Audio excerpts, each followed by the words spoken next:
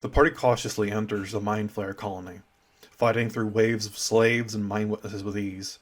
They come across a wing the Dark Elf Ranger says is an undercommon and is called quote-unquote experimental ceremorphosis. End quote. On guard, the party enters and finds the decaying corpses of all kinds of creatures, such as storm giants, gnomes, Kuatoa, even a Yuan-Ti. All the bodies have their same hole in the side of their head, created by the illithid tadpoles. The party's wizard says, "What a malicious mockery of science and magic these aliens employ." He quickly covers his mouth, and there's a pregnant pause. Out of one of the closed doors charges an illithid, but not one like any of the party has seen before. It has the body of a giant? But how is that possible? The creature grapples the dark elf with his tentacles and begins slamming down with his fists on the wizard. "How?" utters the wizard. "It has taken the form of a giant! Never in my 300 years have I seen such a feat!" Okay, today's video is on the Ettin Ceremorph. Firstly, what does Bigby tell us? Well, Mind Flayers are selective with who they choose to be the host of their offspring. Usually this is reserved for medium-sized creatures, humanoids like elves or humans, but sometimes Mind Flayers experiment with different creatures. Mind Flayers have tried using giants as hosts to create larger, stronger Mind Flayers, but these experiments ended in failure. A giant's body is just too large for one tadpole to take over. Ettin's, on the other hand, is made what Bigby calls a quote-unquote perfect subject. Bigby goes on to tell how the two brains of an Ettin provide enough food for two tadpoles to take over and complete the process of ceremorphosis.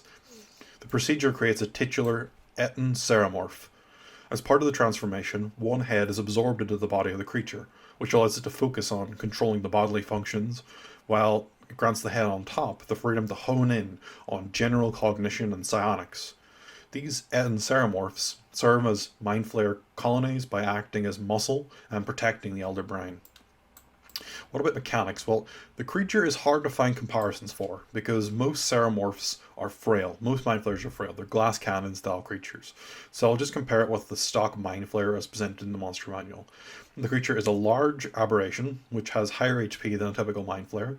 The Ettin Ceremorph lacks some of the saving throws and skills possessed by a Mind Flayer, which makes sense as it has reduced psionic power. The Ettin Ceremorph has higher physical stats and slightly lower mental stats, which is expected.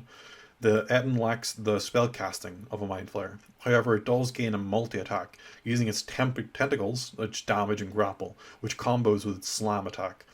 Both creatures feature the exact same brain extract brain ability, very clear wording, which does a whopping 10d10 piercing. Now, some cannons do less than 10d10 piercing. The Ettin Ceremorph features a nerfed version of the Mind Flayer Mind Blast called a Mind Bolt, which targets one creature instead of being a cone effect, and it does less damage than the typical Mind Flayer's Mind Blast. So in conclusion, overall, I mean, what can I say? It's a Mind Flayer on steroids. I loved the use of the Gnome Ceremorph in the Icewind Dale setting, and was hoping to see some Mind Flayers with different body shapes. Maybe one day we'll see an Elder Brain take over the minds of a Tarrasque, or fellow denizen of the astral plane Astral Dreadnoughts, but a man can dream. One small gripe I have is that the book says that the Ceremorph has no memory of its former life, as the brain was eaten, but somehow it still knows giant as a language. I admit this is a minor gripe, but I think it's a bit of an oversight. As someone who loves Spelljammer, more Mind Flayers to throw at my players and avert expectations are welcome. This could have been a completely dumb version of a Mind Flayer, just like a mindless drone, but instead we got an interesting take on a classic monster. I'm going to give it a 16 out of 20.